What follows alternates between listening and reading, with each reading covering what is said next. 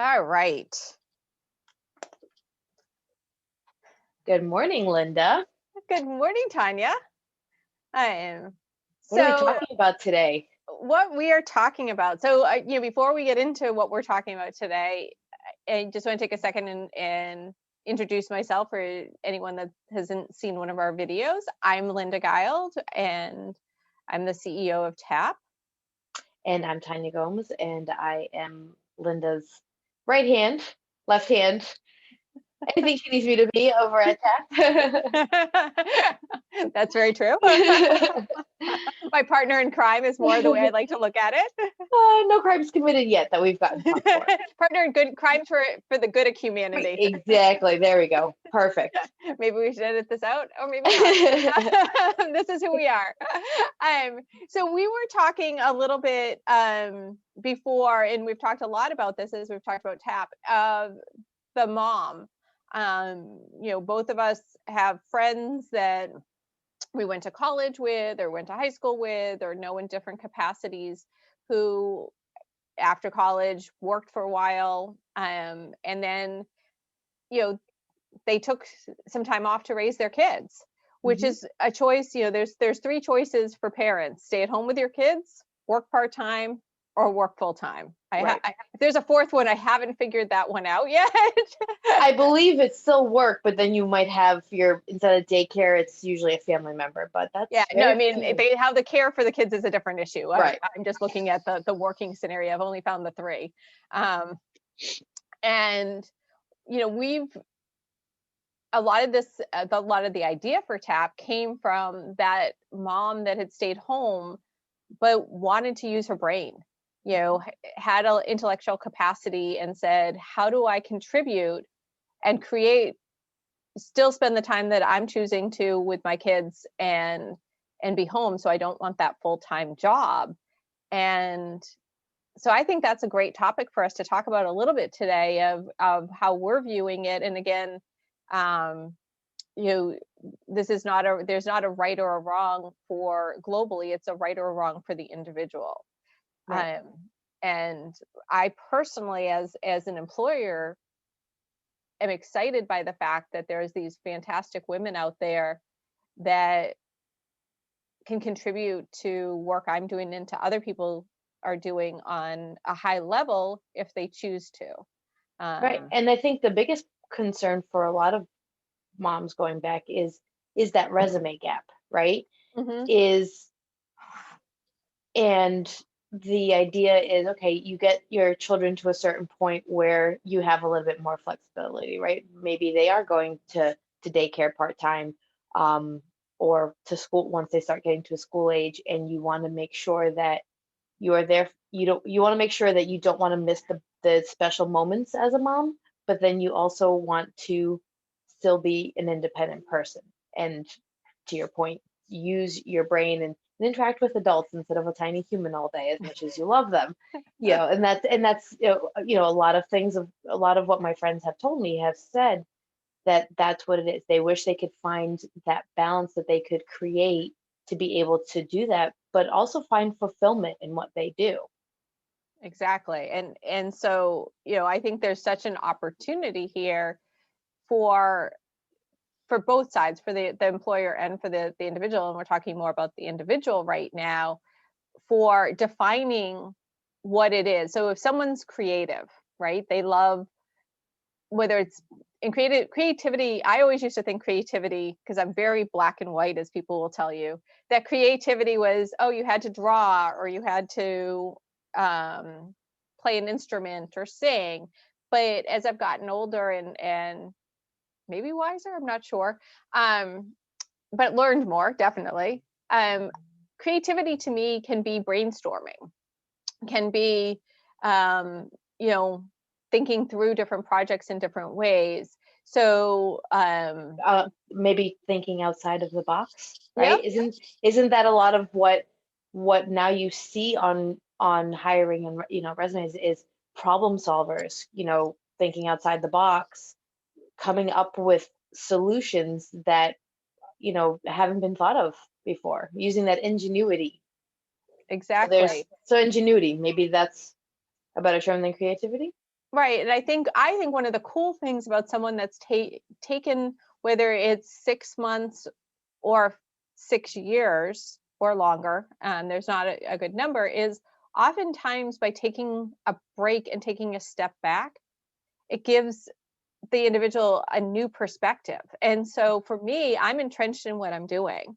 And when I talk to someone new, I always learn something Hmm. because they're seeing something that I'm not. And so that if you're a mom that is thinking about working again for the first time in a while, that's a strength for you, is that you can participate in conversations and you're bringing a fresh perspective. You have to make sure you've learned and listened to make sure that you're not jumping the gun with things that have already been discussed. But the more you learn, the more you can contribute to and see something for in a different perspective. And I think that's a huge strength because again, like we all become kind of entrenched in it. For small business owners, they talk about work on your business, not in your business. But I think as a small business owner, having people that help me work on the business Hmm. and see things Brings is that such a extra value added add. of yes, exactly. It's definitely a value add. Um, and Tanya, you brought up about the resume gap. Do you want to dive into that a little bit more? Well, the biggest concern I see with some new moms or new dads, even because I do know some new dads who have done the same thing, is leveraging your strengths and your talents in a different way once you've been out of the job search or the job market for a while. The biggest thing is really just kind of figuring out what's new, like what can I do, what is there. And I think in today's society, we've gotten our technology and our needs and things have changed so much that you can find a job that you wouldn't think correlates based on your skills. So I Hmm. think, you and I have talked a lot about in the office internally, like what do we like to do? What projects really, really drive us? What skills do we have that we like to use? Like, sure, I can do math, I can do basic accounting, and thankfully we have software for that. Does it drive me? Not even, a little bit. But knowing what it is that not only skills that I have, but that I enjoy leveraging. So, Hmm. and that's the biggest part. That first step is defining those skills, those values, those things. And then now you have to figure out, all right, what company is looking for that? How do I look up job descriptions? So I think what we're putting together as TAP and how all these resources can really, really help somebody with that first step of that resume gap. How do I position myself to be the best person applicant for this job? And how do Right. I figure out how do I acknowledge that there's a resume gap? That's Because true. Right. there's very different schools of thoughts out there in terms of do you leave it off or not. But you also don't want someone to really wonder, what did this person do? Right. Right. So, and sometimes people, you can use that time to say, what else were you involved in? A lot of people get involved with um, volunteering at some level. And sometimes they don't even realize they've gotten involved with volunteering because they've coached a team Or or they're in the PTA. exactly, or they've Yeah. mentored a kid. All of those skills may transfer. Mhm. Absolutely. So, um, you know, So how do so you address it? I mean, you and I've talked about it, so I know you have the best idea for how to address a resume gap. And I'm talking about when you're just putting it out there, 'cause now everything's virtual, even if you mail it, right? What's the best way to address a resume gap in your opinion? I actually think that you include something for that time period. And I'm going to share a story of someone that we hired full time that she wasn't a mom. She had taken time and moved cross country and worked in a restaurant as a waitress. Um, if I and Server. server. Thank you. I knew that there was another word that is now used, and I'm like, do Yep. not want to be use the wrong terminology. It's not intentional. And she had been given the recommendation to not include that on her resume. Okay. And it was 4 years that she was doing that. And I had another person on my team that saw something on this resume and said, I think we need to interview her. And I trust my team. And so we interviewed her. She was fabulous and worked for me. Found out as that she had been a server, and I was mad actually that it wasn't on there, because it told me so much about her, that she could do different things, that she would have. You can't be a server and not have interacted with the public. Like, Mhm. I mean, basically the restaurant wouldn't have stayed open for more than 2 months if you never saw another person and you're a server. Right. So what are those? So what, like those skills, right? Those customer service Exactly. skills. Were huge for me, and being able to remember things and balance things. There's a lot going on. I mean, a server to me was huge. Like I mean, I'm laughing because yes, she hadn't worked in an office like ours um in a long time, but she had great skills. And I think being a parent, I've seen people that call them, the CEO of a household. There's some creative names, and we'll find some of them and share them in the links, of time period, because you're managing time, you're running a household, you're not staying home and eating bonbons is one of my favorite things to do, and watching Netflix and nothing gets done. There's a lot to running your household and taking care of kids and all of that. I don't think it has to be a big piece, but just acknowledge that there's a gap.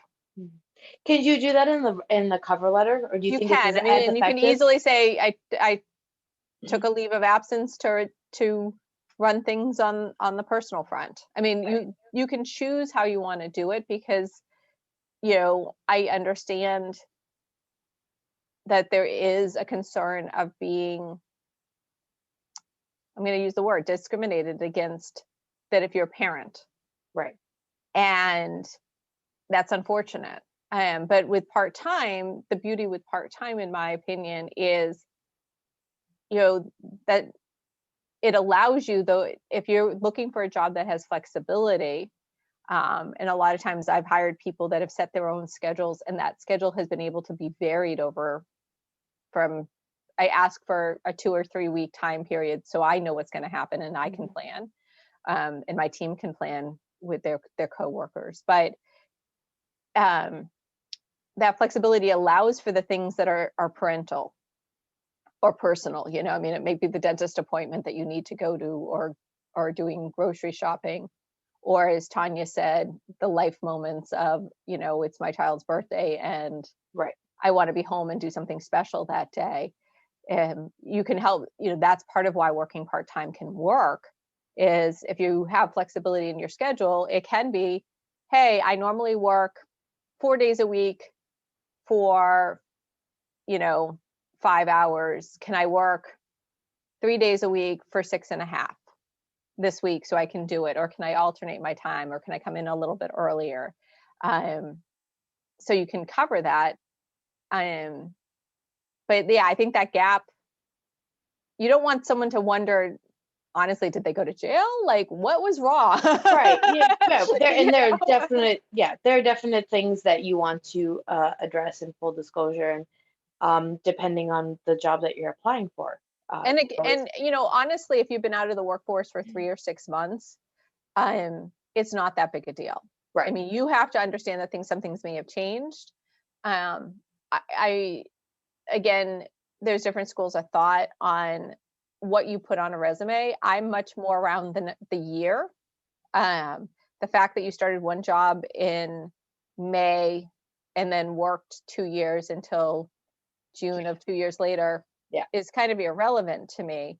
However, you don't, I mean, to me, if you've taken 4 months off, you might have done that super intentionally. Hmm. I want to go travel.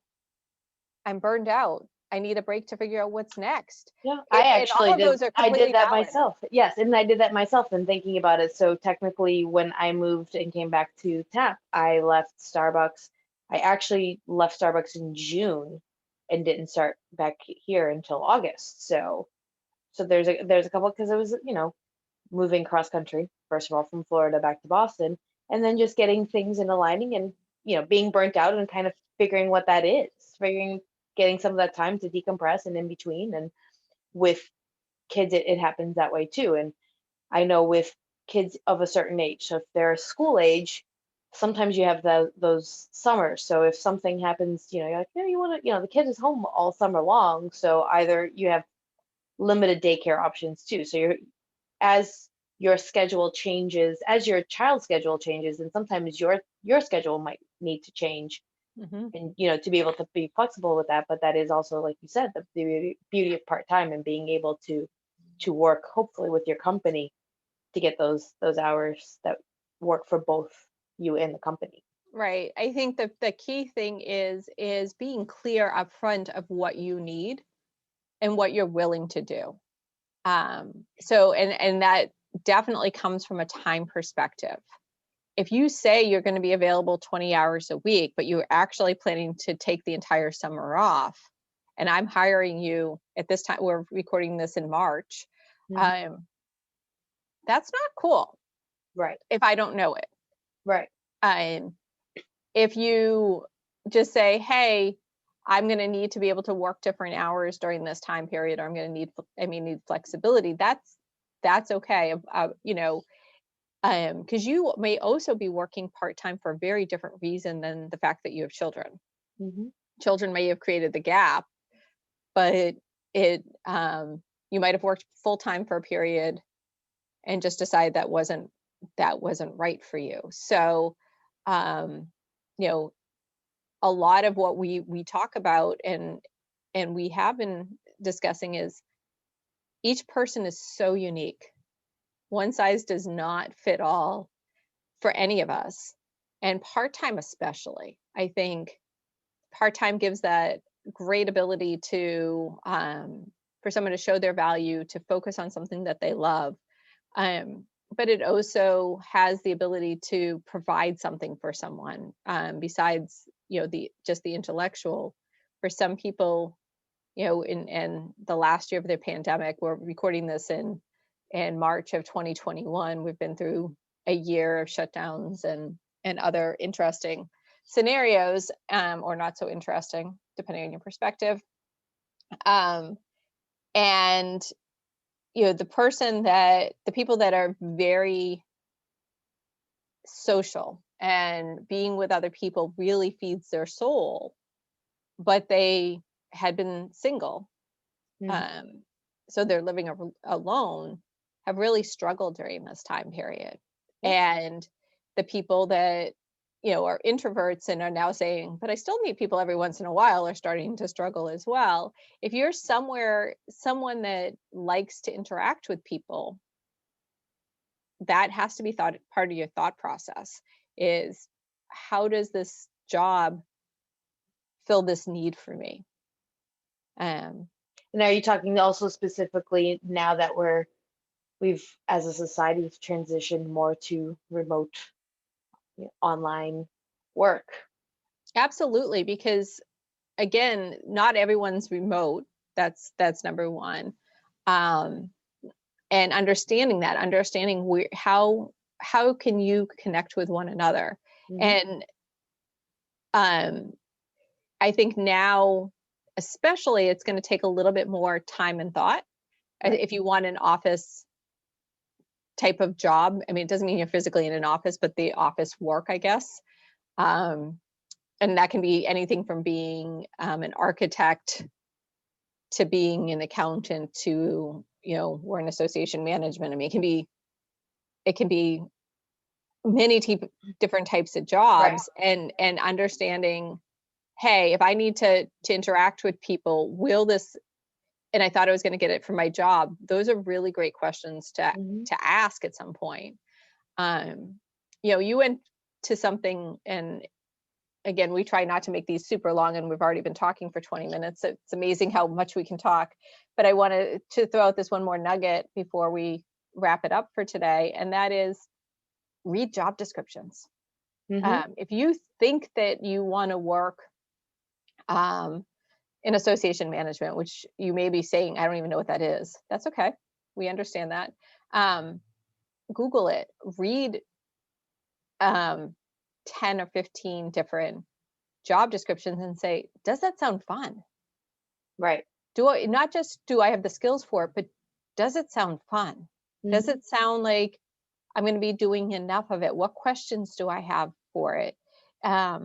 Because if the job description sounds deadly, it's not a good start, Right. and it probably isn't a good fit. And so if someone says it's in a fast-paced environment, for example, they use that terminology, and you say, I struggle with that. Right. I'm really good, but I need to be able to go at my own pace a little bit. Okay, there's nothing wrong with that. So, but I think that's one of the great ways to try different industries or try different phrases and search for a job with a certain type of I love to proofread and edit things. Right. Look for jobs that have proofreading and editing as part of the job and say, what type of industries would I be in? How could this work? So, any last thoughts before we I was just thinking about the whole fast pace. As a hiring manager for Starbucks, one of my actual tells when I would always ask, well, why do you want to work here at Starbucks? One of my actual tells is always when they say, oh, it seems like such a relaxing and chill environment. I was like, you will never. I mean, I'm glad that we give you that impression as a customer, because as a customer, we want to make